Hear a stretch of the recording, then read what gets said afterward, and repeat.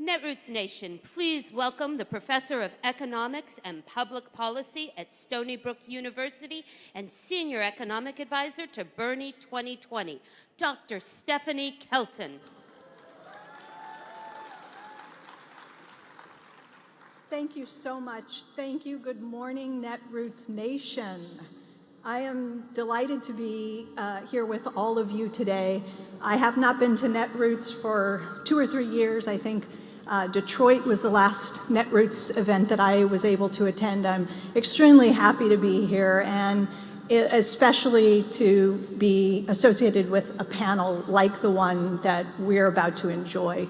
I am personally inspired by what is happening in the Democratic Party, by the number of women and women of color who have been elected, who are running for office. And maybe in a lot of ways, I mean, give it up, it's phenomenal. It is phenomenal. We are changing Congress, we are changing the political discourse, we are making strides that maybe so many years ago I wasn't sure I would even live to see. So this is extremely exciting to be able to watch. And I'll just say something on a personal note. My daughter is 12 years old. She just finished the 6th grade. And as soon as the school year ended, she headed to Washington, D.C.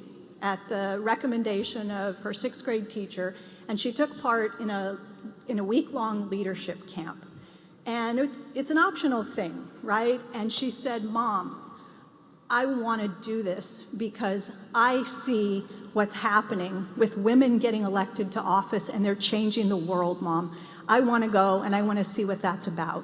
And so we sent her on this adventure, and she would check in with me every week or so, every day or so, and she would send me updates about what they did that day. They had 6 buses of children, and she ended up being the child who was chosen to run for president on her bus. And she sent me her speech. And if I had it, I would read it, but then I would end up crying through the rest of this. So I will just say that reading her remarks that she stood up and read to the entire group that week, there's no doubt in my mind that the women who are about to take the stage here have already impacted her in ways that I can only say I am so grateful to them.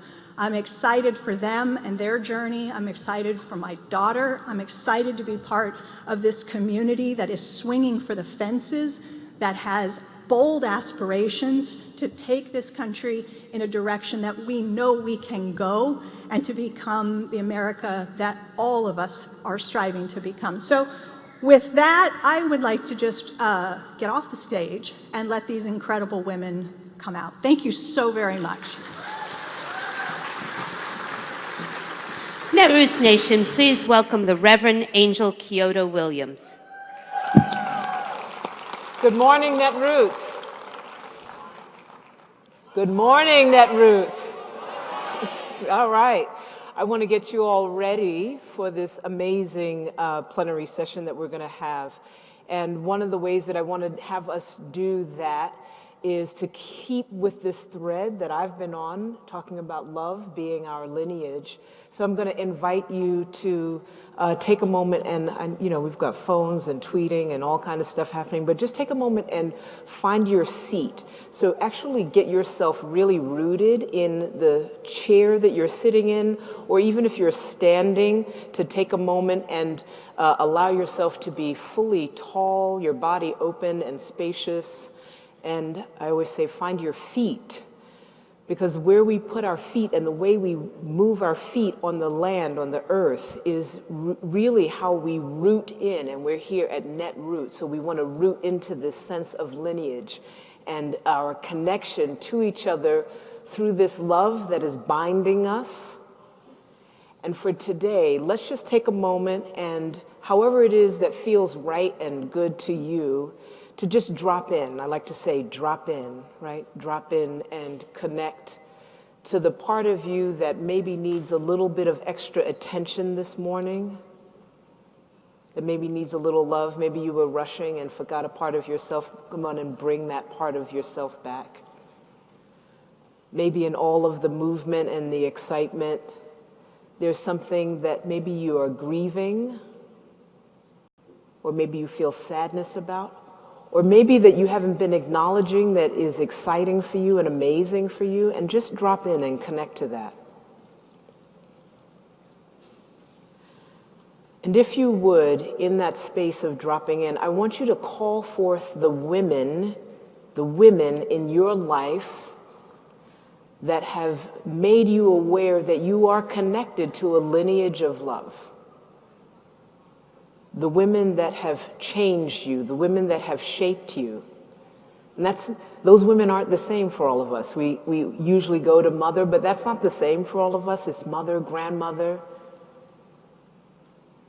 aunts, teachers, someone next door. And I want you to connect to those women that reminded you that you are loved, and therefore you are connected to and rooted in, that you have a right to be rooted in a lineage of love.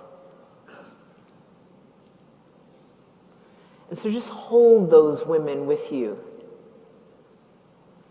And then look forward, allowing yourself to hold your own root. Look forward out into the generations of women that are yet to come, girls that are yet to come, that need you to lean in, to lift them up, and to love deeply, so that we can continue to shift our work, our progress, and bring all of the people forward with us in this lineage of love. Thank you so much. Enjoy this amazing, amazing session that we have here today.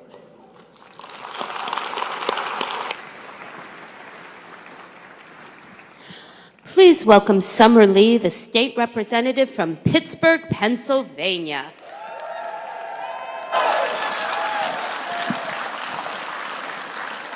Good morning, Netroots. Oh, good morning. Are y'all up yet? So my name is Summerlee, and I am one of the few Black women serving in the state house for Pennsylvania. So this is, thanks. So I just finished my first quarter of a session, and I guess I kind of came in with a little bit of a bang, because aside from being one of the few Black women, I'm actually the only and the first Black woman ever to be elected from Western Pennsylvania. So, and I was really torn. So when I was asked to come here and speak, they told me to tell my story. And that's a hard thing to do, because when we think about Black women, women of color trying to burst onto the scene, to the political scene, there are a lot of impediments for us. And I think that it's appropriate to be here at Netroots, because we're a progressive, we're a progressive collective. But we have problems within our progressive collective that we have to address if we're really going to be about moving women of color and people of color in. So when I came onto the scene about 2 years ago, I didn't even realize I was political. I looked up one day and I realized that I had to run for office. And I didn't think that was going to be me, because I'm a protester, I'm an activist, I'm an organizer. But the thing that I realized is that I was tired of fighting the power. I was ready to take some power.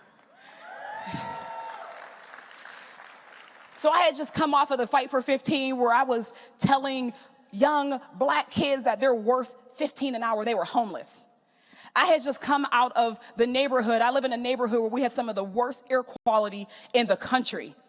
Black kids get asthma at 8 times the rate of the national rate right now. 15 kids had died in my school district in the last 4 years. 15 kids. The kids in my neighborhood know more death than soldiers. And when I first started running, the media would ask me, "Are you running because of Donald Trump?" I said, "Who?" Donald Trump. No, I'm running because of cyclical racism. I'm running because of generational poverty. I'm running because nobody's going to prioritize my community. I had waited and waited and waited for somebody who looked like me to come and say that, Summer, you can have power in your community, that your community can transform itself, that we don't have to wait for somebody who has a suit on, for somebody who looks like a Kennedy to come and save us. Nobody wanted to tell us that we could save us.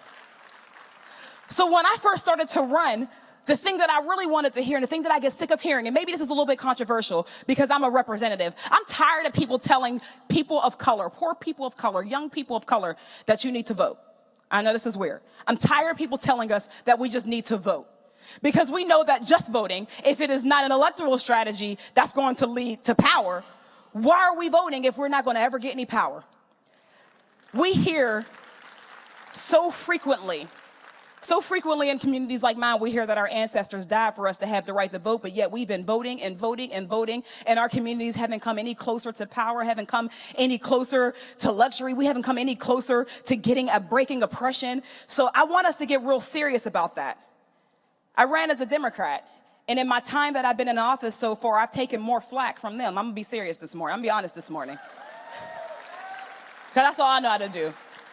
In my time since running, I ran against a 20-year incumbent whose entire family was in politics. Nobody thought that a young, poor woman, socialist, could win office. And not only that, the conventional wisdom is that I couldn't win in that district because that district was 75% white, but we ran anyways. And when we ran, what we knew is that the Democratic Party says that it's a big tent, but that tent seems to get smaller when black, bold, loud, proud, progressive women show up. So when we ran, we decided that we were going to build our own tent because we knew that that was the only way that we were going to finally be able to prioritize our issues. So we built a coalition from the ground up. We centered all of the people and all of the issues that we knew were dear and near to our hearts. And we were able to galvanize thousands and thousands of people who had never seen themselves run for office.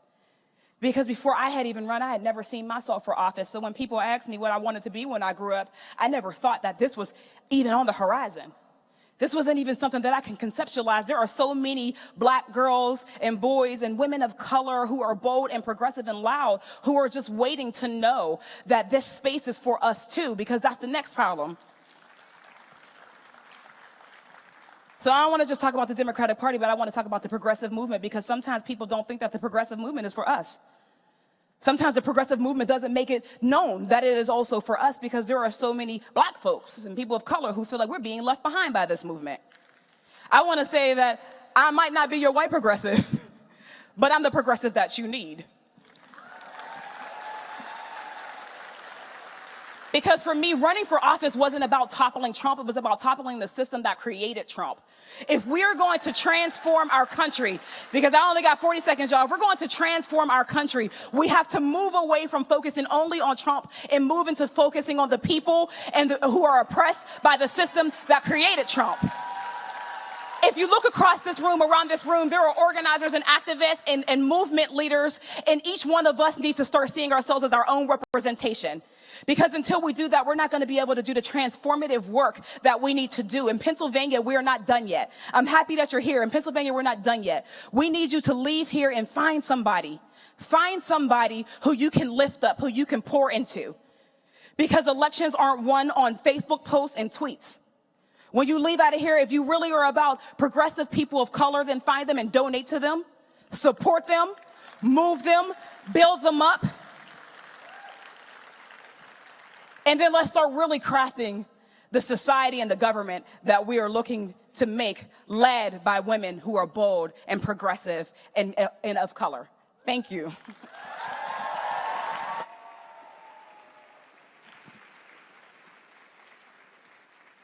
Please welcome Movita Johnson-Harrell, the state representative from here, Philadelphia, Pennsylvania. What's up, Netroots?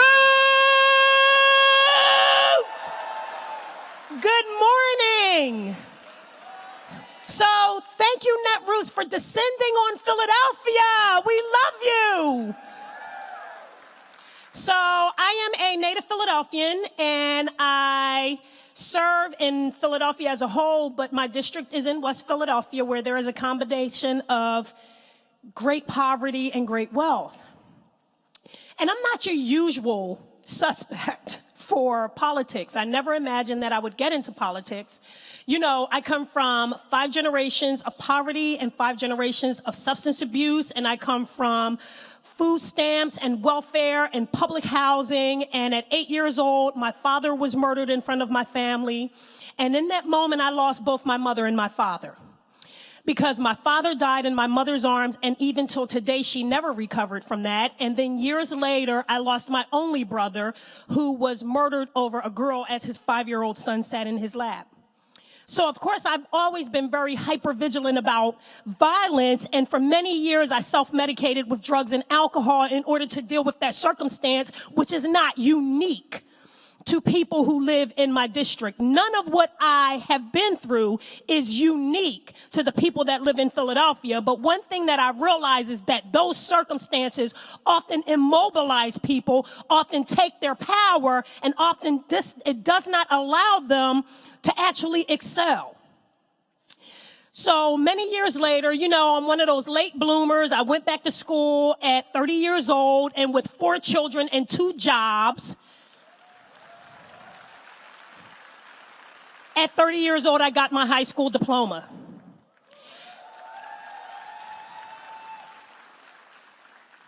And I got clean from drugs and alcohol.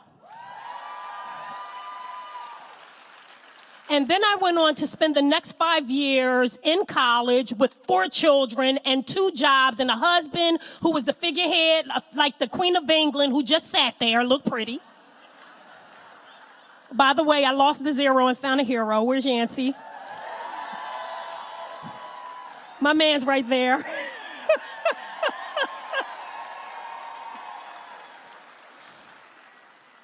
So I spent 5 years, and in 2004, I graduated from the University of Pennsylvania with 5 degrees.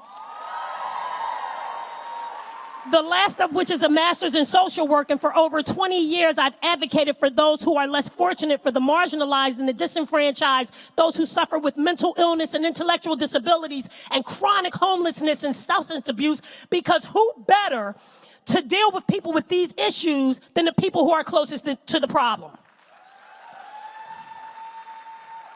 So as I became successful, I made a conscious decision to stay in my West Philadelphia neighborhood, because we were that family. There's always a family in the neighborhood that all of the children are attracted to that household. And we were that house. We kept fruit roll-ups in the cabinet and juice boxes in the refrigerator. We rescued pit bulls. We rented 15 passenger vehicles and shoved people's kids in and took them up to the Poconos and took them up to the beach. And in many instances, this was a child's first experience with sand beside the sandbox at the rec center. And we were that family, because I figured with my hypervigilance with violence that if I could save the community, then my children would be safe. And in the summer of 2007, July to be exact, my 2 sons were 14 and 16, and they came into my bedroom and they said, "Mom, we know 9 boys murdered in this neighborhood." And as I consoled my sons and listened to my sons, my heart began to melt. And when my sons left the room, and by this time I had my hero, when my sons left the room, I turned to my husband and I said, "It's time to go. My black sons will not become statistics on the streets of Philadelphia." On January 15, 2008, I packed my family and I left Philadelphia. I moved to Lansdowne, Delaware County, a 20-block radius, dry town. You can't even buy a beer, and everybody know everybody's dog's name. And I thought we were safe. And on January 12th, my son went to Philadelphia to pick up his sister just to be a good brother, to make sure that she was safe. At 12:44 a.m. on January 13th, my son died of 4 gunshot wounds. My 18-year-old son, Charles Andre Johnson, was murdered in a case of mistaken identity as he went to pick up his sister. 2 boys walked up to the car that I had just bought my daughter, put 4 bullets in my son because they had had a beef over a boy the day before about a girl. And I lost my son, and everything inside me broke. So as my son lay cold and dead on that slab in a body bag zipped up to the neck. I promised my son until I took my last breath I would do everything that I could do to fight this problem. January 15, 2011, exactly 3 years to the day I left Philadelphia, I wrapped my son in a white sheet and I put him in the earth. So I tell people you can't move away from this problem. And if it hasn't touched you yet, if we keep going at the pace we're going, it's going to touch you eventually. 3 months to the day my son died, I created the Charles Foundation. We have been fighting to empower young people to make better decisions other than picking up guns. And I got tired of running to legislators begging them to fix the problem, and they did nothing, so I made a decision to run.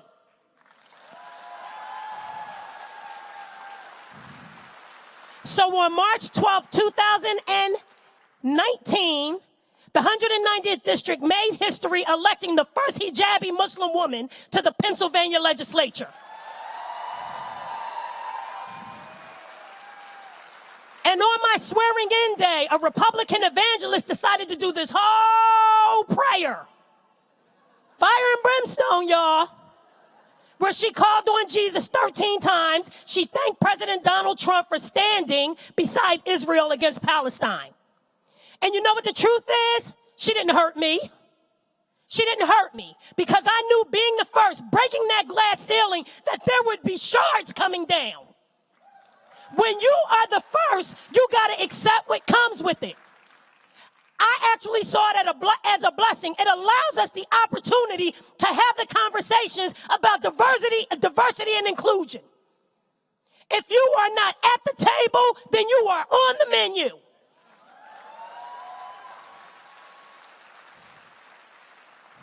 Who better to address the issues in the State House of poverty and marginalization than someone who has experienced it? So wherever you are in this atmosphere, make sure that you claim your authenticity and you stand strong and you stand proud, but you make room for your sisters and your brothers who don't look like you.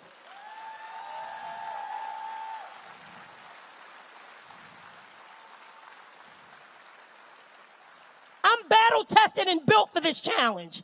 And I want to thank my sisters and brothers who came before me that helped clear the path. I am not the first, and I will not be the last. And the last thing I want to leave you with, if you are not a part of the solution, then you are a part of the problem. Include everybody. Thank you.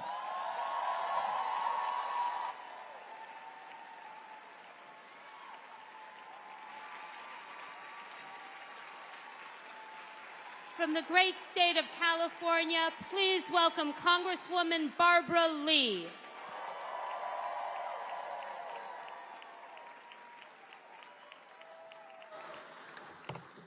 Well, good morning.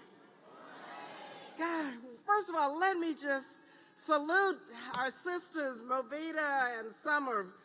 Aren't these remarkable, dynamic sisters representing Pennsylvania? Goodness. Also, as a member of Congress, let me just take a moment to acknowledge some of my colleagues. First of all, I just have to acknowledge Congressman Dwight Evans, who proudly and effectively represents the 3rd Congressional District right here in Pennsylvania. I also want to remind you now that we have 3 phenomenal women from Congress, 4 phenomenal women from right here in Pennsylvania. Madeline Dean and Mary Scanlon, Chrissy Houlihan, and Susan Wild. I have to say this. I had the privilege of speaking at this conference, Netroots Nation, 2 years ago when we were in Atlanta. And there were no women in Congress from Pennsylvania. Look at where we are now. These 4 women are making history, and their voices are being heard loud and clear. Also, let me just acknowledge some of my colleagues who are here with us today, some dynamic, fresh women in Congress whose brilliance and whose boldness and whose bravery gives our caucus really new strength and vision. Ayanna Pressley, who you'll hear from in a minute, and Rashida Tlaib we'll hear in a minute, Ilhan Omar, Deb Haaland, and of course, I've got to acknowledge my Oakland sister who is changing the landscape of politics, who's going to moderate the panel, Allison. From Wakanda Forever, my congressional district. We do now have a historic number of progressives in the House of Representatives, including a historic number of women and women of color.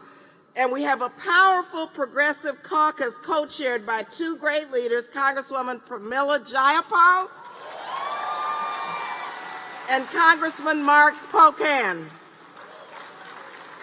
Now, let me tell you, the last time I addressed Netroots Nation, I talked about a progressive vision for the future that really goes beyond resistance. I spoke about staying woke, which our young people so brilliantly coined. Now, 2 years ago, and let me tell you what I said. I said we have a moral obligation to stay woke, to take a stand and be active, challenging injustices and racism in our communities and fighting hard against hatred and discrimination wherever it rises. Now, someone thought, whoever was listening, that I had an interesting idea about what it meant to stay woke, so much so that they added the definition of woke to the Merriam-Webster dictionary with this quote in there, citing the Netroots comments I gave at Netroots Nation. So now, my brothers and sisters, we are in the dictionary as woke progressive people. So thank you. And so I'm very thankful that I have and we have this platform at Netroots where we can discuss the issues and even the language we use when we consider the issues. Now, as a woman in Congress, I'm very excited to talk about how women have shifted the balance of power by staying woke. And I want to remind you of a quote back in the day, what Dr. King said when he explained that we have no time to waste. He said, "We are now faced with the fact that tomorrow is today. We are confronted with the fierce urgency of now. In this unfolding conundrum of life and history, there is such a thing as being too late. There's no time for apathy or complacency. This is a time for vigorous and positive action." And that's what I want to just talk very briefly about this morning. If we're going to win and continue to move forward, every one of us in this room needs to be woke, and we need to be all in. For our part, progressives have been feeling that fierce urgency forever. In just the last 6 months since we took over the House of Representatives, we have passed some huge landmark legislation dealing with health care and workers' wages and cleaning up corruption in Washington. We are working for the people. The basic notion, though, let me just say, that everyone should have access to a decent quality of life, equality and preservation of our planet really should offend no one. This is not a radical goal. This is central to our democracy and our values.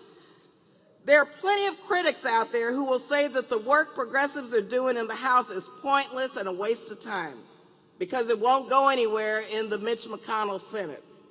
And there's no question, he's no fan of our work. But let me be clear, we are not just spinning our wheels with these bills.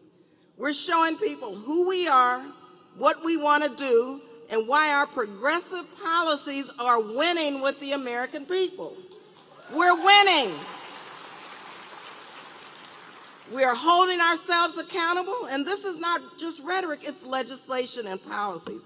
And I believe in the power of the people and putting the heat on Mitch McConnell to pass our bills. There are elections coming up, let me remind you. And if that sounds too idealistic, remember this. When we win back the Senate and elect a Democratic president in 2020, whomever she may be,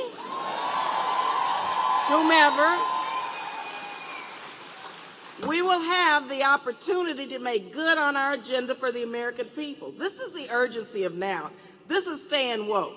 We must make our agenda known and push it through until we win. So far, we passed, let me mention a couple of the bills we passed. The core democratic reforms of H.R. 1, getting money out of politics. We've got to get money out of politics. We passed legislation protecting net neutrality,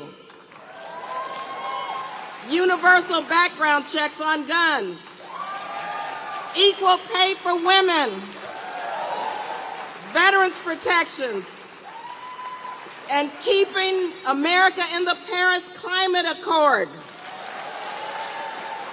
But there's still so much work that we together have got to do. We're fighting for debt-free college education for all.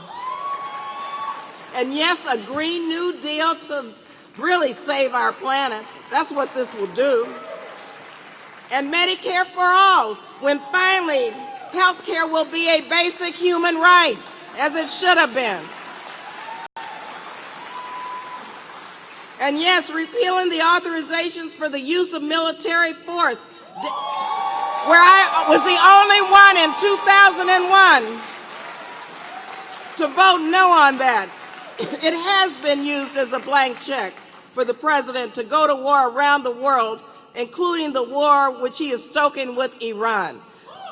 But let me tell you what happened yesterday. In the defense authorization bill, we passed legislation that said the president cannot use force against Iran unless he comes to Congress. That's what we did yesterday. And we also put into the National Defense Security Bill a repeal of the Iraq authorization to use force. We should have never gone to Iraq in the first place. So we're getting that done. We're getting that done. Progressives have always led on this. There's a whole list of other issues on our plate that shouldn't and wouldn't be issues at all right now, except this administration is working overtime to drag us back to medieval times. But as that old Negro, as they used to call it, spiritual said, ain't nobody gonna turn us around. Nobody's gonna turn us around.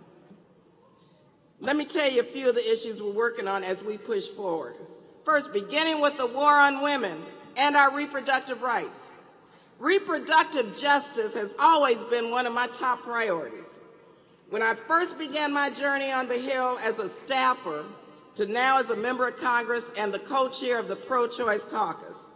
Now, I was a young staffer when Henry Hyde first introduced the Hyde Amendment in '76. That rule blocks federal Medicaid funding for abortion services. Now let's consider that. A federal prohibition on using Medicaid and federal funds for medical service, and yes, abortion is a medical service. Yes. The Hyde Amendment disproportionately prevents Black and brown women, immigrants, lower income women from being able to make a personal family decision between a woman and her doctor. That's what it does. Now, Roe versus Wade provided the constitutional right to the full range of reproductive health care, including abortion. Yet millions of women are denied their constitutional rights because of the Hyde Amendment, even though the Supreme Court declared that the right is guaranteed under the Constitution. Now, a couple of years ago, along with two other dynamic progressive women, Congresswoman Jan Schakowsky and Diana DeGette, we led a group of 109 Democrats in introducing the Equal Access to Abortion Coverage and Health Insurance, or the Each Woman Act, that will finally overturn the Hyde Amendment. The Each Woman Act. As recently as 5 years ago, let me tell you, I was told don't talk about Hyde. I was told leave it alone, don't try to repeal it. But I tell you, we were not deterred, and don't you either. Stay persistent. Netroots, we must end the blatant discriminatory Hyde Amendment, and we now have, and I was told we would only pick up a couple of co-sponsors, we have 157 co-sponsors on the bill. 157. But you can help us get to 200 co-sponsors. Ask your congressional representative to sign up as a co-sponsor with the phenomenal women in the All Above All Coalition to get this done. Let's get this done. We can overturn Hyde. Netroots, are you all in? Now here's another place where we can feel the ground shifting. Just last month, for the first time in a decade, Congress held a hearing about reparations for the descendants of slaves in the United States. This bill before Congress, H.R. 40, calls for a commission to study and develop reparation proposals for African Americans. Now, Netroots, let me be clear. After 250 years of slavery, 90 years of Jim Crow segregation, state-sanctioned redlining, and continued issues of fair pay, discrimination, lack of educational equity, the Congress and the United States government has an obligation to begin a conversation on reckoning with our brutal past. We're talking about, we've got to do this, because we are talking about a system of government that institutionalized by law racism, and that we're not just done with dismantling this yet. Racial justice is a progressive value. It's a progressive value. So it's our moral imperative to look at our history in the eye and make it right. The past is already written, but we must do this now to achieve an equitable future for all. So Netroots, are you all in? Now more than ever, we must commit ourselves to the fight for criminal justice reform. Yes, we've got to do that now. The urgency is now. Women's rights, combating systemic racism, and fighting to ensure that every American is treated equally under the law, no matter their race, sex, national origin, sexual orientation, or gender identity. Let me ask you something. Will you help me pass my Marijuana Justice Act? I need your help, because this will expunge all misdemeanor marijuana convictions and establish a restorative justice fund. So help us pass this. H.R. 1456. Get your members of Congress to sign up, because we have got to make right for the laws that unjustly incarcerated so many Black and brown individuals. It's time to do this now. Our democracy really is at a defining moment now, and we're all in this together. Our white brothers and sisters must condemn white supremacy, okay? And call out injustice everywhere, everywhere. Whether it denies access to abortion and reproductive care to women of color, seeing inhumane conditions to children and asylum seekers at the border, or Black men murdered at the hands of the police. Women are outraged by the right-wing assault on reproductive rights, but women must be equally enraged by our unjust criminal justice system that has locked up millions and destroyed families and communities. African Americans who stand unapologetically with Black Lives Matter, we must fight to protect immigrant communities from unjust and inhumane assault by ICE and border agents. As a Black woman, it's my duty to do this, because we know what it's like to be oppressed. I know what it's like to be subjected to government brutality. And all of us must call out the slaughter of Black and brown trans women with the same zeal. We've got to do this, regardless of who we are. We've got to do this with the same zeal as we campaign for good jobs and access to education, because we all have a right to live. Okay, we've got to do this because whether it's systemic racism, inequality to access, the ecological devastation of climate change, or environmental racism in our urban communities, whether it's militarism and endless wars, we must stand united. Kimberl Crenshaw, a brilliant Black woman and one of the greatest legal scholars. You know Kimberl, great legal scholar of this generation. She said this of our need to stand together in the fight to create a more just and humane society. She said, if we aren't intersectional, some of us, the most vulnerable, are going to fall through the cracks. So as we walk this path together, I want to offer you just a little advice and a story that has helped me go and keep going, honest to God, in the face of this administration and all its nonsense and all its challenging the three branches of government and moving us toward, unfortunately, what we don't want to see and how we deal with this in Washington. And I want to just start with a couple of things. First, of course, this is a marathon, right? So we must commit to self-care. The burden of pursuing social justice in a climate as partisan and a country as divided as ours, it can be taxing on the soul. So commit yourself to healthy living, meditation, a determination to find something, anything, and I have to do this every day, to be grateful for every single day. Do that. It will renew you and revive you and help you keep going. Commitment to action. Reach out to your members of Congress and your elected officials. Make your voice be heard through calls and op-eds and opposition to destructive policies. Engage in work that protects dreamers in your local community. Engage in that work. Stand with and support members of the Black Lives Matter movement. Do that. Do that. Get politically active and elect progressives to public office. Do something to be part of the solution each and every day. And finally, let's not forget a commitment to history. Everything today seems unprecedented sometimes, but I tell you, don't lose sight of the larger story that we're part of. This year, our nation recognizes the 400th anniversary of the first recorded Africans to English North America. We continue to live with many of those scars today. But I also want to say I stand before you here as the first Black woman in leadership of the United States Congress. Okay? Wasn't easy.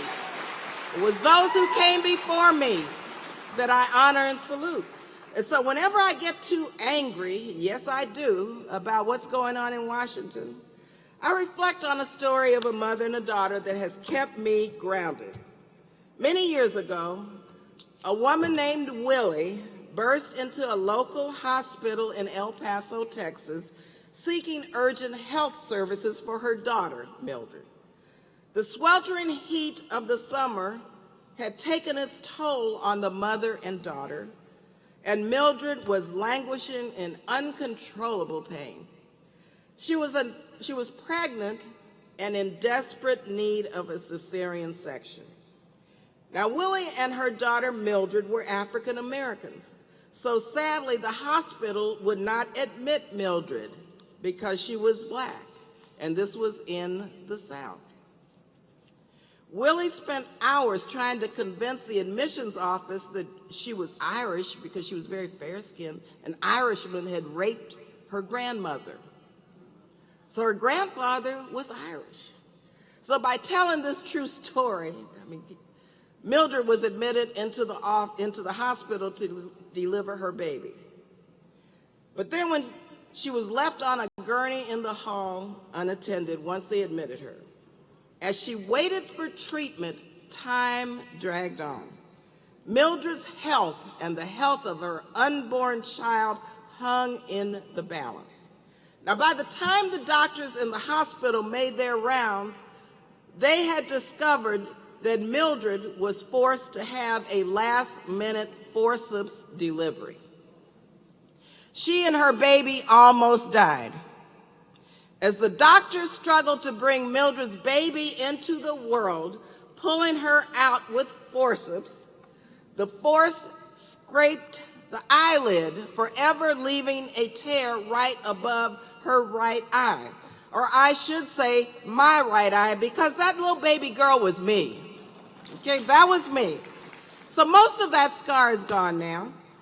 But every now and then, when the future looks bleak, and the hard work of our progressive movement becomes overwhelming, I reach above my eye for a reminder that the forces of hatred and bigotry can be overcome. And that's what gives me the motivation to fight on. That's what reassures me that no matter how dark the day, that we can prevail if we stand together and refuse to be satisfied with the status quo. We must disrupt the status quo and stand in the gap so we can move this country forward. And so that's why I'm proud to be with you all today, because together we are going to win a progressive future. No matter who you are or where you're from, you belong in this movement. We have much work to do, and we can do it if you're committed to knocking on doors, talking to your friends. Yeah, we got to get more politically active, and volunteering for progressive candidates. If we stand together, yeah, we can keep the House of Representatives, and we can flip the Senate. We can do that, and we can take back the White House. We can do that. So are you all in? Are you all woke? Okay, Netroots Nation, let's leave here and go out and change this country. And thank you again. God bless you.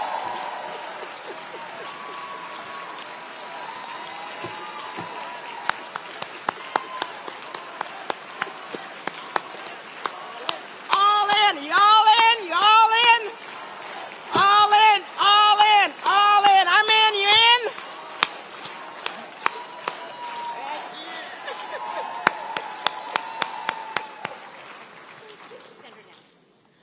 Netroots Nation, let's welcome She the People founder and president and Netroots Nation board member, Amy Allison.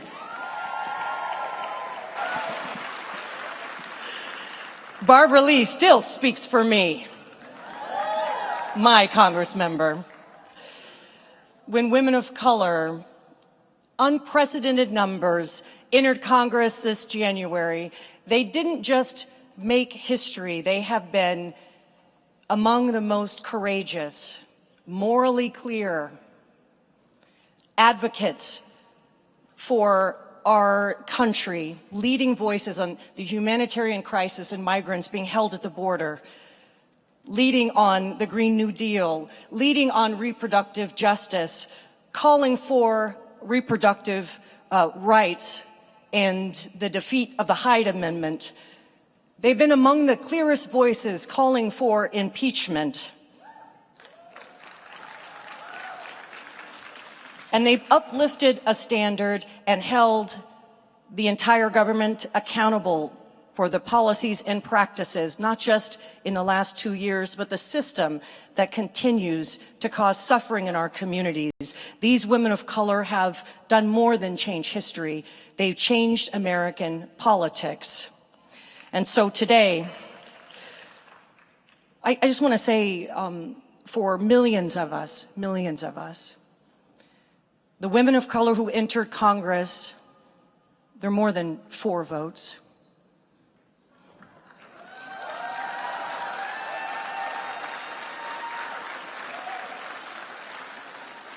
For millions of us, these women of color in Congress represent generations of blood, sweat, and tears of struggle for us to have representation.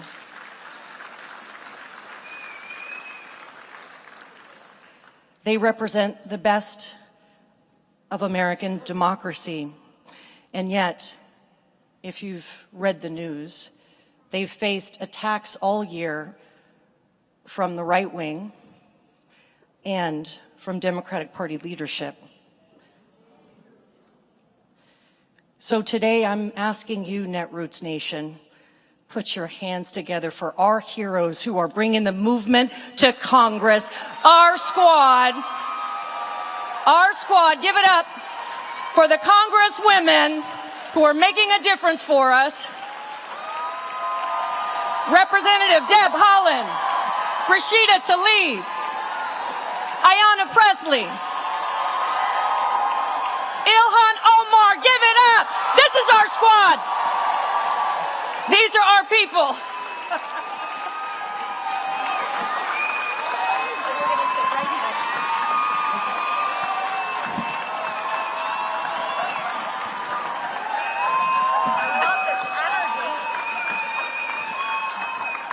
This is what I want to say first. You are loved. We love you.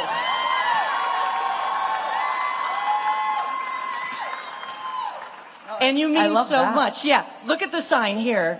Women of color lead, thanks for being bold. Hashtag bold AF. That's what I'm talking about. All right, I just want to start our conversation here because this is very special to have you all here. I want to start the conversation by just asking a pretty simple question. I've been traveling around the country. I've talked to literally thousands of women of color all over the country. What do you say to women of color to whom you are a symbol, a great symbol of what is possible in this country, who are feeling angry, sad, frustrated, and hurt by the recent words that have minimized your impact or even villainized you or tried to say that put the work that you're doing, the critical work, on the side. In other words, try to silence the work that's being done. What do you say to women of color? What's your message to us? Understanding that we are so critical to winning back the Senate and winning the White House and in organizing and all of that. What's your message? I think you have to be unapologetically you. And sometimes that means, I know for me and for a number of my sisters, that means we represent our districts. We focus on the things that matter in our districts and to bring them into the space. And that does sometimes mean I have to vote no on detaining children at the border. That means standing up against the militarization of my community, which is a northern community in Southwest Detroit, and abolish ICE. That's what I stood for. That's what I ran on.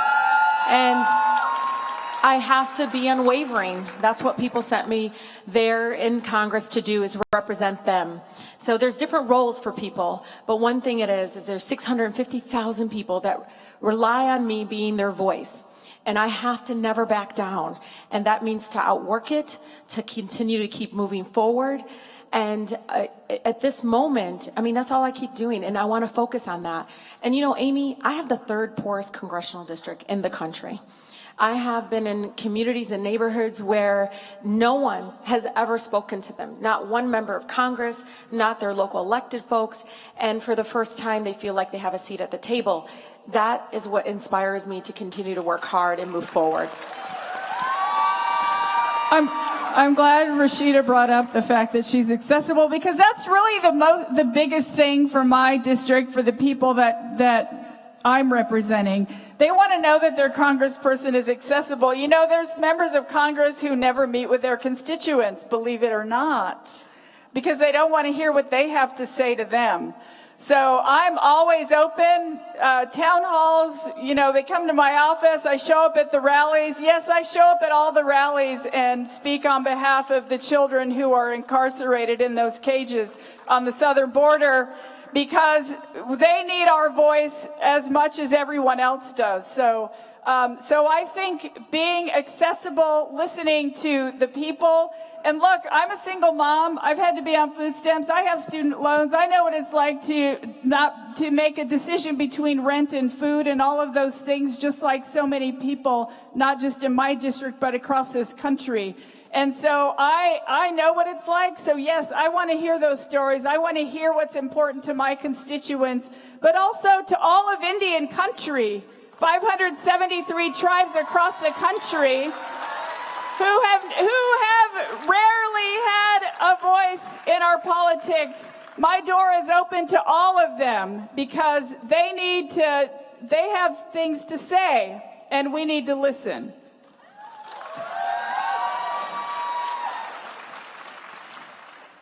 So one of the things that I tell women of color and everyone is that we never need to ask for a permission or wait for an invitation to lead. We were sent to Washington, I believe, to lead with our values and to have an agenda that really pushes that forward. And so every single vote that we take, every single agenda we push forth is one that is rooted in the deep values that our communities have, that are about making sure no one is being left behind, no one is being negotiated out of that table, that we recognize that every single person in Congress has a role. Our role is to take our votes. Leadership's role is to wrangle votes. And so when everybody understands what their role is, then everybody succeeds. But there's a constant, I think, struggle oftentimes with people who have power about sharing that power. And we are not really in the business of asking for the share of that power. We're in the business of trying to grab that power and return it to the people so that we can push for an agenda that frees young people from the shackles of student debt, that makes sure every single American has access to health care, that young kids in our country who had parents who had to make a really difficult choice to survive are not being caged at our borders, that we are not carrying the water for this cruel administration, that we are doing the job that the people sent to us when they put us in the majority, which is to resist and insist on policies that push this country forward. That's the work that we're doing.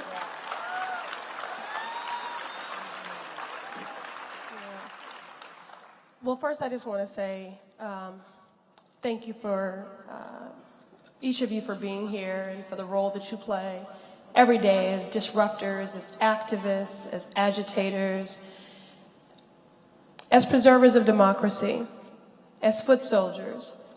We couldn't do anything that we do without every single one of you. But I also want to say that we couldn't do what we do if we didn't have role models like Barbara Lee.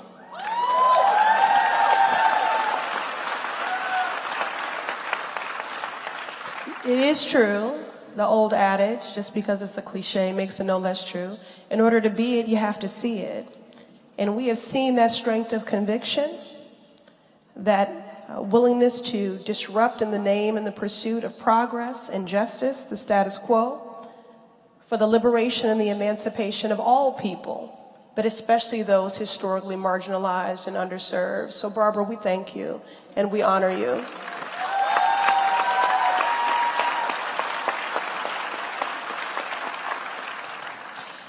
And I endorse everything that my sisters in service said here. And I'll just say that I ran for Congress to do this work from a place that is people-centered. I believe firmly that the people closest to the pain should be closest to the power.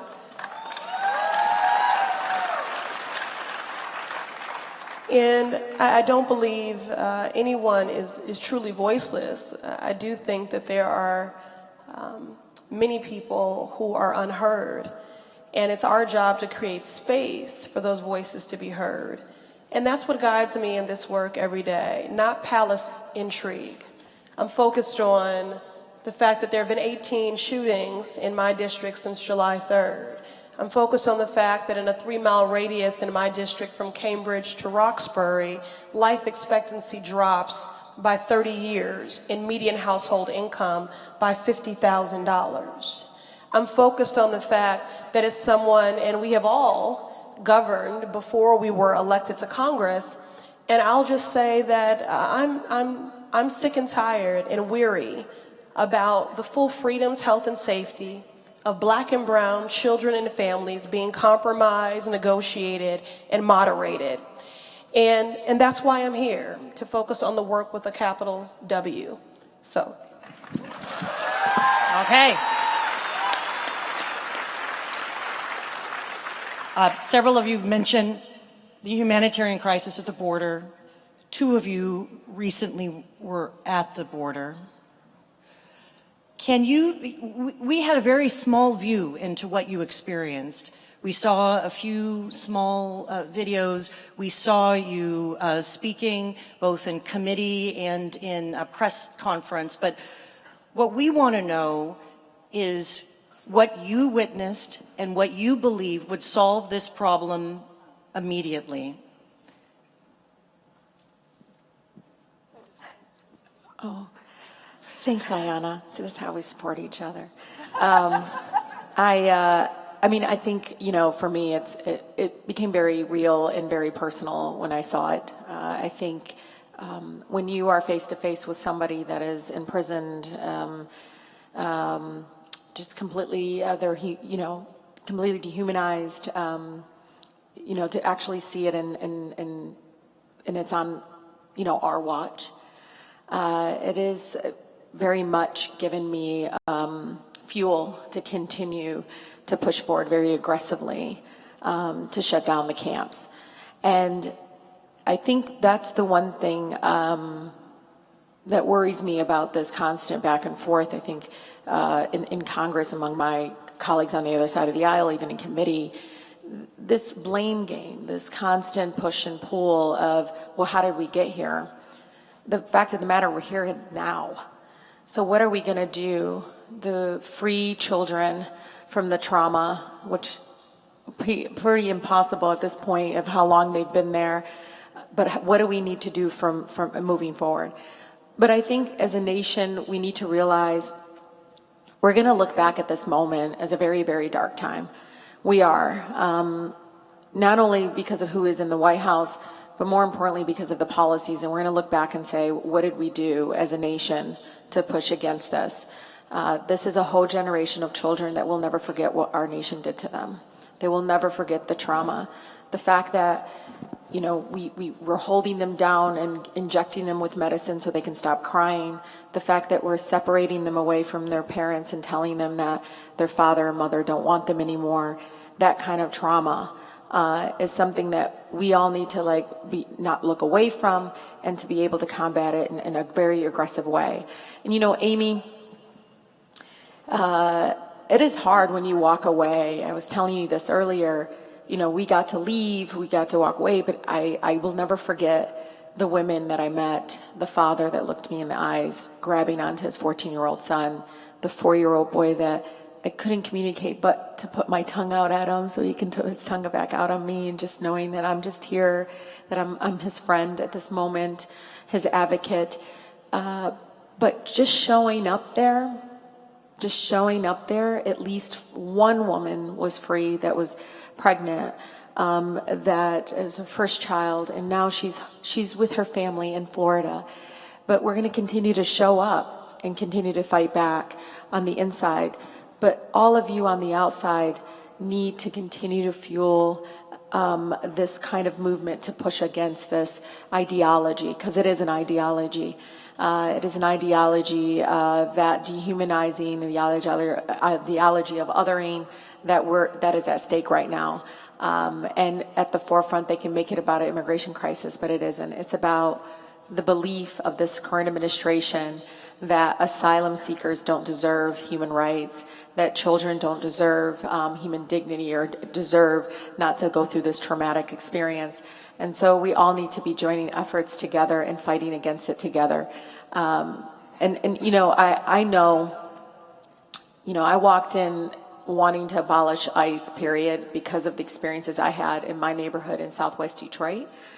But this also opened up, I think, another lens for me of realizing that this is so deep-rooted. I don't care which administration, there needs to be real comprehensive immigration reform in our country.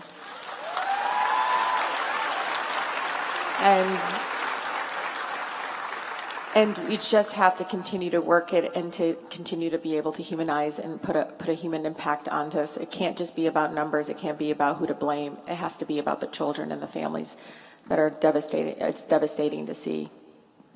Absolutely. I would also just say that not only do we need you all to remain engaged and mobilized and to not to look away, this is the opportunity for us to be inclusive and intentional in our movement and our coalition building.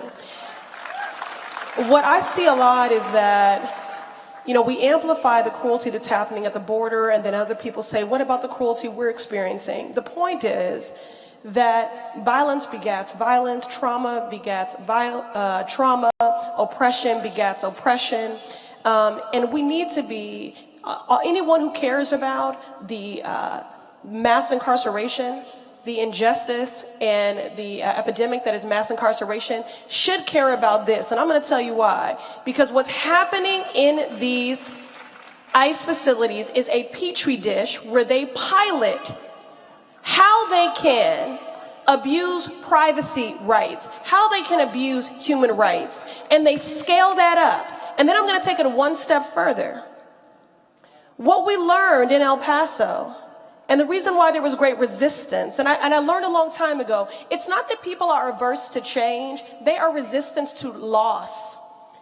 And I said, what are folks so angry about? What do they think they will lose? Well, we found out in El Paso, because many of the families there, their only opportunity or pathway to social and economic freedom, to economic mobility, to the middle class, is to work for CBP. And people were angry at us because we were taking away their neighbors' jobs with our calls to abolish ICE and to not want to continue to feed a system that criminalizes people for doing something that is a legal and human right, and that is to seek asylum. But I want to make sure you all understand that. So disproportionately, black and brown people, because you don't even need a high school diploma to be a CBP officer, their only pathway to the middle class is to work for CBP.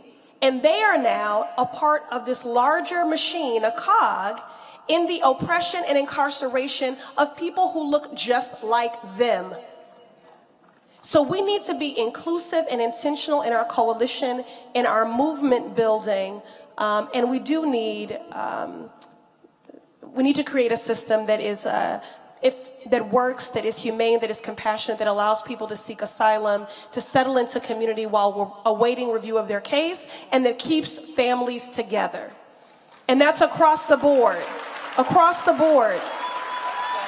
Okay? Yeah, I think a lot of us here in this room are wondering what can be done immediately. I'm part of conversations and people are brainstorming. We've seen even in the last week there's been protests and people are continuing to brainstorm. From your perspective, Congresswoman, what are your sense of what could be done right away? I think first we have to understand what Rashida and Ayanna were talking about. How did we get here, right? We got here, one, because of some of the policies that this administration has implemented. So that's the metering policy that we have in place. That's the family separation that we have in place. The stay in Mexico policies. All of these policies contribute to this crisis that started out as a manufactured crisis. But even beyond that, we have to think about what is causing this mass migration, right? That's our policies towards the Northern Triangle, and trying to make sure that we can have a serious conversation in regards to how some of our foreign policy has contributed to this mass migration. And what are some policies that we could put in place to take care of that? So what we're doing is we're proposing legislation to help with what's taking place in the Northern Triangle, to roll back some of the policies that have led to this mass migration. We are implementing policies we're proposing policies that are going to roll back some of these cruel policies that this administration is putting in place. But none of these things are going to be possible if there isn't a mass movement in the recognition of the dignity and the humanity of the people who are at our borders. People oftentimes will say, you have to go to a port of entry. If you go to a port of entry, and the country that you are at the port of entry of does not recognize your right to seek asylum, it is a human thing for you to figure out how you bypass that process in order for you to survive. That is just human. So as someone, right, who had parents who had to make that decision on how to cross a border in order for me to survive and be here today, I understand the kind of choices that some of these families are faced with. And as the beautiful poet from Somalia Was Cynthia says, no one goes to the mouth of the shark unless the mouth of the shark is safer than home. And so some of these people who are in this administration, who are our colleagues, what they fail to understand is that these people are faced with cruel decisions, inhumane decisions on what they should do to make their children's lives better and what they should do to make their own lives better.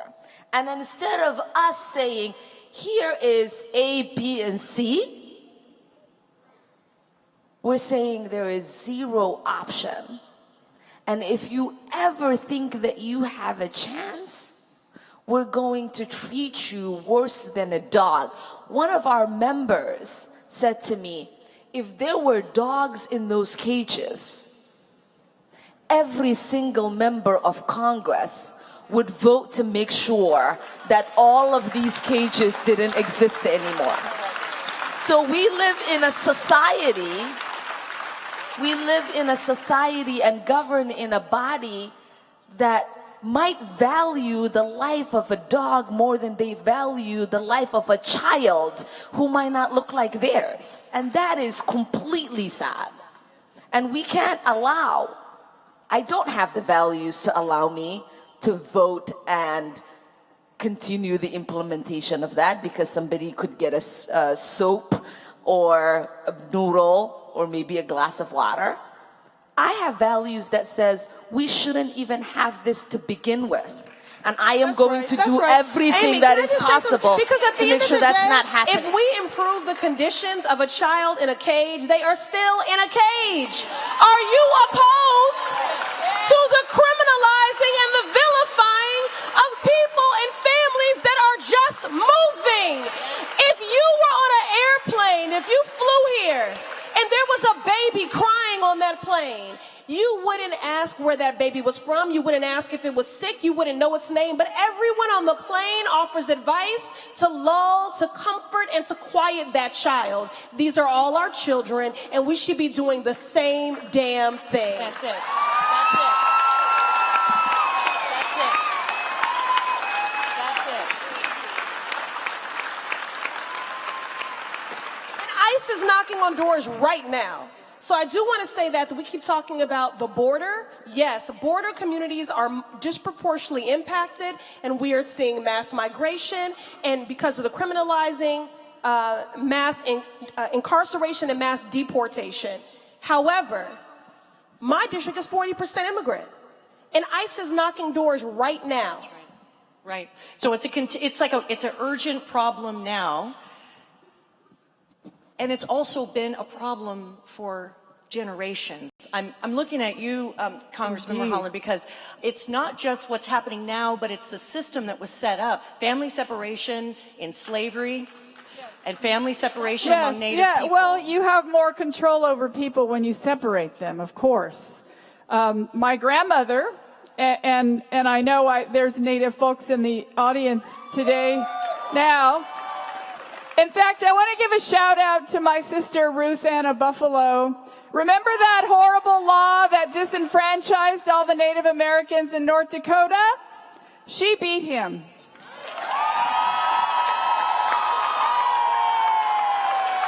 She beat him. She beat him. Women of color rising up to make right with our people. But yes, my grandmother, when she was 8 years old, was taken to boarding school over 100 miles away from her community. And her father only got to visit her twice because his only mode of transportation was a horse and a wagon. And this is the thing, they took him to boarding school. Do you think they taught him math and science? No, they taught him how to iron clothes and clean churches and things like that. So it's been happening for a long, long time. You have more control over people when you can separate them. You have control over children when you can separate the children from their parents. And it didn't work then, and it's not working now. I want to stay with you because you have legislation a lot of people may not be aware of. In the context, national conversation among presidential candidates and in Congress, there's actual legislation addressing the study of reparations for those in that ancestors were affected by enslavement. You're doing a similar kind of legislation for those who were impacted by Wounded Knee. Can you tell us more about reparations for Native people? Sure, yes. So I want to say, and my sister Barbara Lee, actually I should call her my auntie. She's sitting here with us, the voice for all of us, for women of color. Yes, we need to have a conversation about reparations. Yes, we need to pass that legislation, which I proudly signed on to. But there's also, I mean, on the spectrum of healing, me along with two of my colleagues, Denny Heck and Paul Cook, who is a Republican and a Marine, we introduced legislation to revoke the Medals of Honor from the cavalry who massacred the women and children at Wounded Knee over 100 years ago. Because you don't deserve to be recognized with the highest medal in our country for killing women and children. And it doesn't matter if it happened yesterday or over 100 years ago, it's not right, and that's one way that our country can start healing. This country was founded on genocide of Indian people. And until everyone in this country understands and knows the history of our country, it's very difficult to heal something when you're in denial over it. So that's something I think look, we're all working as hard as we can to make sure that we're fighting for the people who need a voice and who need somebody to fight for them. We need to pay attention to so much, and so that's part of it. Another issue we're trying to rectify in Congress is to recognize that our capital, when in fact, where we're sitting right now, this is Indian land. Our capital was built on Indian land, but yet there's hardly any reference to Native Americans anywhere in the United States Capitol. There's paintings and there's reliefs and there's clearly racist and horrible repainting of history all over the Capitol, and we need to recognize that Native Americans also spent their blood, sweat, and tears so that all of us, every single one of us, could be sitting in this country as the United States today. Yes. Yes. Representative Tlaib, I have to ask you, because we first met a while ago. You were on my podcast. You were in your primary. And you said back then that your commitment was to push for impeachment. Back then. Where does that stand now? Is it possible for us? We're going to impeach the MFer, don't worry. So let me tell you. No, we're going to impeach him. No, because it's up to you. It's not up to us. It's up to you. We went from, let's not talk about it, to close to 80 members of Congress coming out and supporting an impeachment inquiry into this president. But one of the things, Amy, I think all of us have been talking about, we've been talking about all of these things that we've been talking about. Everything is centered around this ideology that has now reached the Oval Office. This ideology that right now, to me, goes against completely the values of our country, but more importantly is directly, I believe, at my core, is directly in violation of the United States Constitution.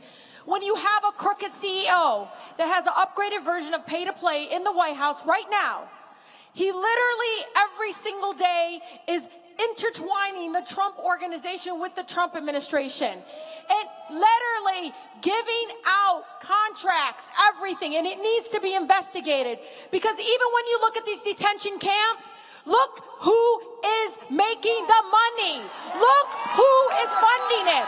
Because if you look at Trump's inauguration committee, you will see two of the companies that funded his inauguration committee is now benefiting from caging up children at the border.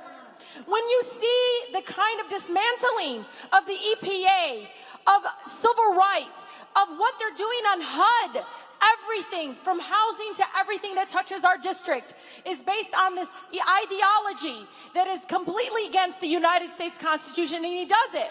And you all know this. He does it dismissing the co-equal branch of the United States Congress. He does it just arrogantly. I don't care about you people. I'm going to run it like a business. This is my business. No, it isn't. This is the United States government. This is a country, not a business. You need to act like the government is about people. And I got to tell you, being a woman of color in Congress and coming out so forward about this is I'm also a Muslimah in this country, and I'm raising 2 Muslim boys in this country. When you have somebody going around, curting around, using the Supreme Court to sit there and base a bill on religious discrimination. Think about it. Right now, our country has a Muslim ban. They can call it whatever they want, but they are preventing people solely based on their faith. Again, an ideology. Again, completely at its core, deep down, these are impeachable offenses. If you dig deep, you will find out that the census question that he was trying to push was all about diminishing people of color from getting counted. And so,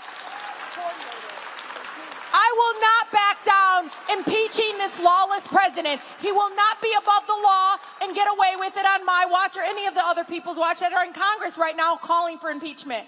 Stay strong. Stay strong on this, because this is a time that if we don't call him out, if we don't push for this, if we don't make our government work for us in holding this president accountable, who is going to be the next crooked CEO that runs for president? And you know they're coming. You know they're coming. And they can't get away with it, because if they do, endangers our true core of our democracy in our country. And I can't let this go. Preach. I love Barbara Lee. Let me tell you.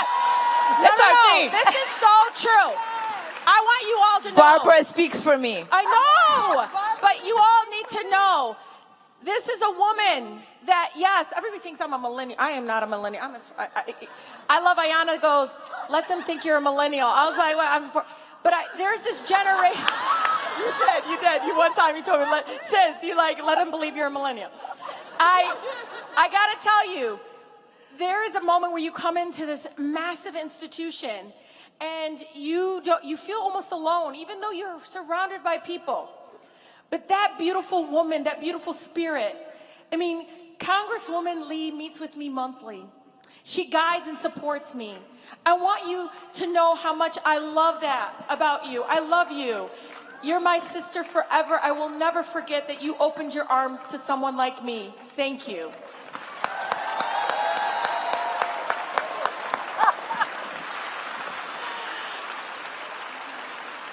There's so much spirit, heart, courage, and just little fierceness. Southwest Detroit side comes out of me when you talk about the president, so I apologize. Please, okay, Representative Omar, I gotta ask, because I just want to stay on this in terms of accountability, based on the committee that you sit on and based on the work that you're doing. What can we do to support your work and the work of those on stage and in Congress, holding the White House, the Senate accountable for what they're doing right now? As the fierce Barbara Lee would say, stay woke. I think it's really important for us not to normalize the behavior of this president and this administration.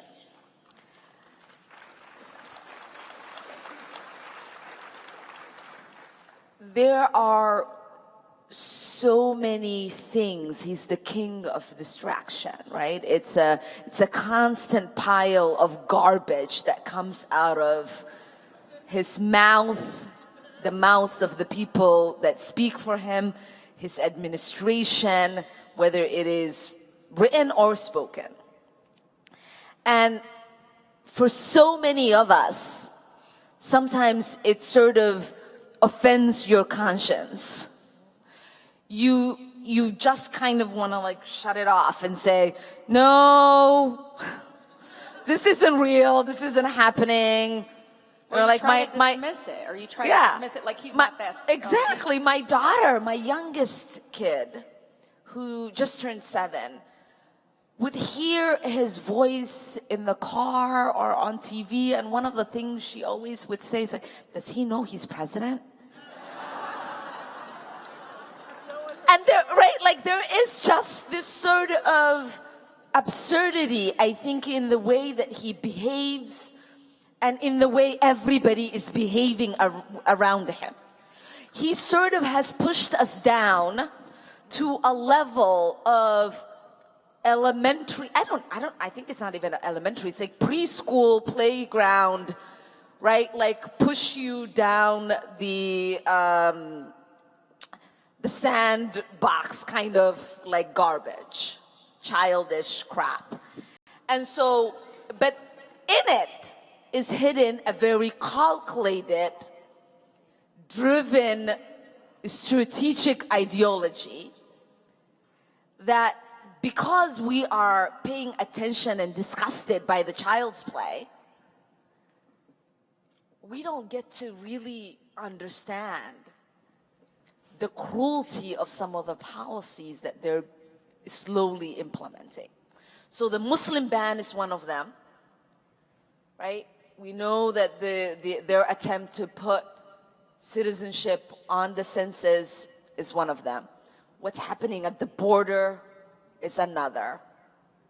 What they're doing with our foreign policy in regards to Venezuela, Iran, Yemen, all of these policies, we often don't get to have a clear debate about the people he's appointing to lead in these areas as an envoy. This was why I lost my mind when Elliot Abrams came to my committee. Okay, let's just right? stop. Like it is just. I want to pause there because that was the moment when you spoke out against outside influence on the committee, the role of AIPAC and all that, that the attacks on you, the threats on you, not only from people in the administration, but from writ large, the white supremacists out there. Since you spoke out about something that was supposedly the third rail, the way that I'd interpret it from the outside was that you were being punished, not only from the other party, but even we heard from people in the Democratic Party for calling attention to that. That happened, it was an outcry. Where does that stand now in terms of making the space to be able to, as an elected representative, call out this kind of thing? Oh, I create my space. Listen, here is the hard truth. The hard truth is that no one who has my experience, collectively in all of the marginalized identities that I carry, has ever set foot on the halls of Congress. On the Foreign Affairs Committee, every single thing that's debated, whether it is the kind of aid we're going to send, whether it is, how we're going to support refugees, whether it is proxy wars in Africa, whether it is the division of the African continent, all of these policies that have sort of impacted my life in the most detrimental ways that have brought me to the United States, all of these were debated in that committee. And every single person who looks like me, who has had my lived experience at some point or another, has watched that committee and screamed at that TV and said, ask this question. And so when I get the opportunity to sit there and look at this man in the face, knowing the kind of history he's had and how he's lied and was convicted because he lied to Congress, and the trail of blood that he has left in South and Central America, that I wasn't gonna let him get away and come in to talk to us about what he was gonna do in Venezuela, knowing his history. I was going to ask the questions that every single person sitting in front of that TV wanted to ask, because now they get to be in that room and they get to shout in their face. That's right. That's right.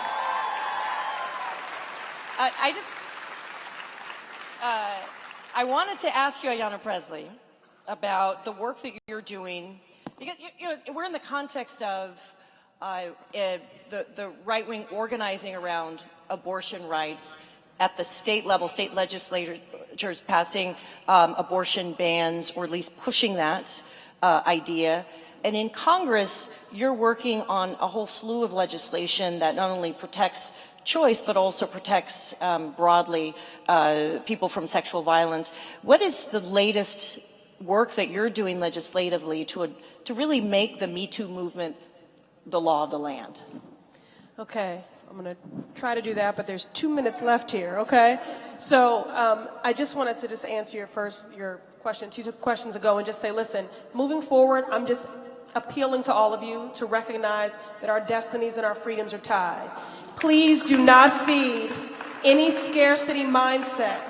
Now is not the time to be territorial about oppression and trauma, because this is a coordinated, systemic attack, and we are all losing. But the good news is we can all win. But we have to continue to resist and be mobilized and be together, and just don't allow them to divide us, because our destinies and our freedoms are tied. What I want to say, what these women have done up here, yes, I do quote Shirley Chisholm a lot, who said, if they don't give you a seat at the table, bring your own folding chair. But I've amended that, because I don't want to bring a chair to an old table. This is the time to shake the table. This is the time to redefine that table. Because if you're going to come to this table, and for all of you that have aspirations of running for office, for whatever lived experience and identity that you represent, if you are not prepared to come to that table and to represent that voice, don't come. Because we don't need any more brown faces that don't want to be a brown voice. We don't need black faces that don't want to be a black voice. We don't need Muslims that don't want to be a Muslim voice. We don't need queers that don't want to be a queer voice. Come on, speak it. And if you're worried about being marginalized and stereotyped, please don't even show up. Because we need you to represent that voice. The midterm elections of 2018, they spoke a lot about each of our magic. I would never give short shrift to any of our magic, but this is work, and we put it in every day. And so the last thing I want to say is that yes, because they are coming, this is a coordinated attack. Reproductive justice is certainly a part of that. It is coordinated. They've been playing the long game for a long time, coming after our courts, our state legislatures. I am the chair of the Abortion Access Task Force, appointed under our pro-choice caucus. This is the first, thanks to Barbara Lee, and this is the first Democratic majority pro-choice Congress in our history. And the fact that that is true at a time when the most draconian, oppressive, life-threatening, family-separating policies are being rolled out against the backdrop of this first pro-choice majority Congress, we're not standing for it, and we're going to attack it and resist it at every level. From our courts, we'll be on amicus briefs. I've introduced a resolution restoring an individual's right, constitutional rights to abortion. Abortion is health care. Abortion is health care, period. That's it. Okay? That's it. So we'll keep fighting, but we need all of you to keep doing it right alongside us. Come on now. All right, now. Can I add a quick thing? Shake the table. Shake the table. I just wanted to add, I think it's really important for us to bring my sister Alexandria Ocasio-Cortez in this room, who's not here with us.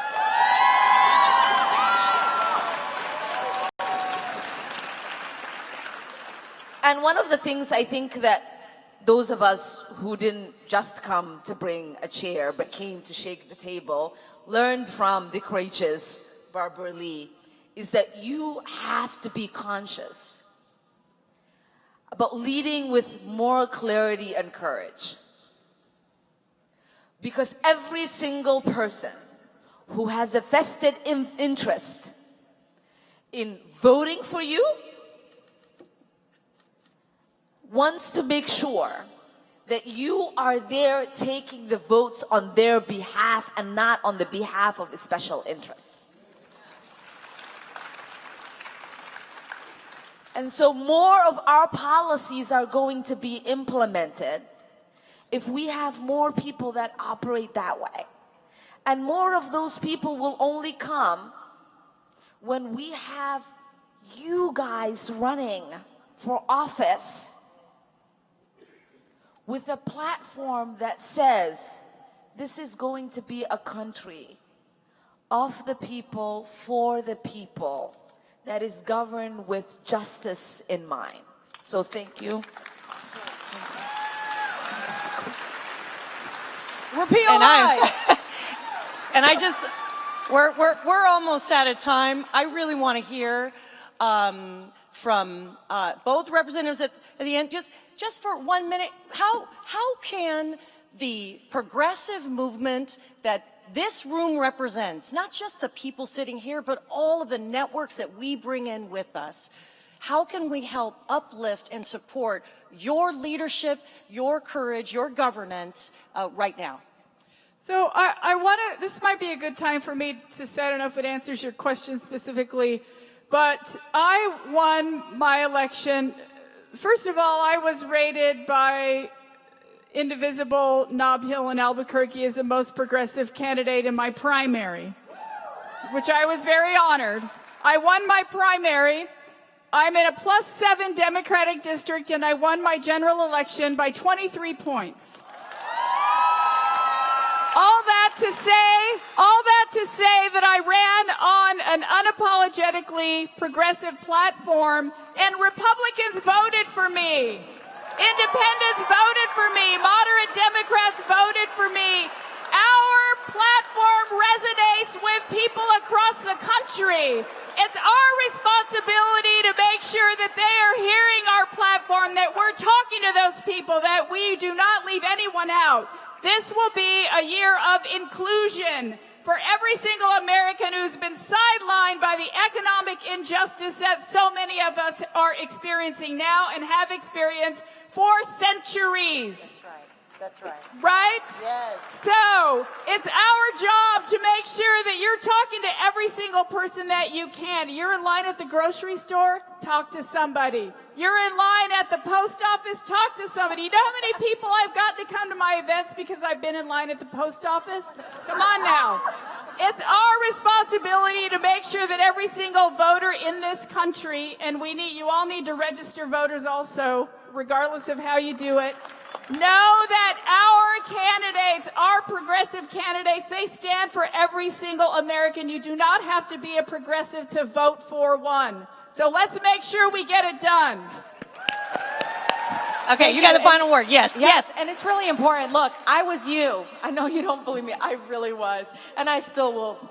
Shit. I'll sit in front of trucks and they won't go through my neighborhood because I've 5 children who have asthma in the neighborhood I grew up in.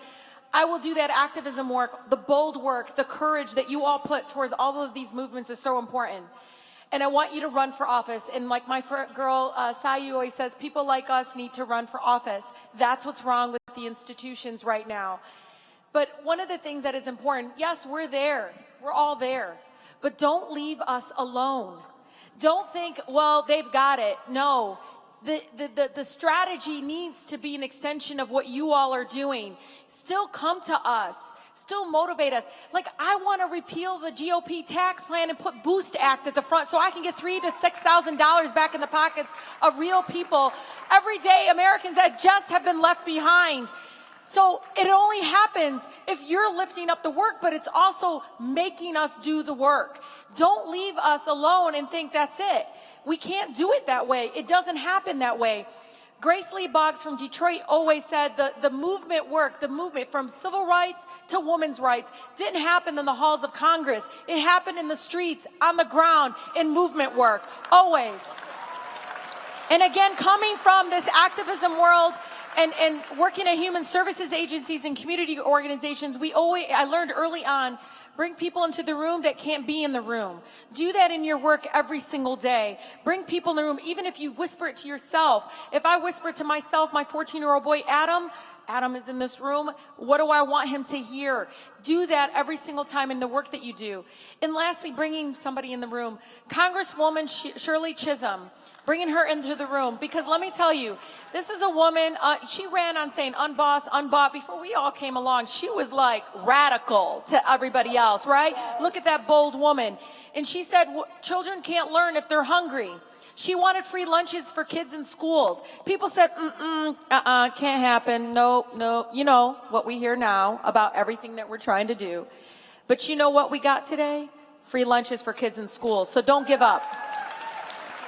This is the heart. This is the spirit. This is a leadership that's taking our movement to the halls of Congress. Give it up for the women of our squad. Our squad. This is our squad.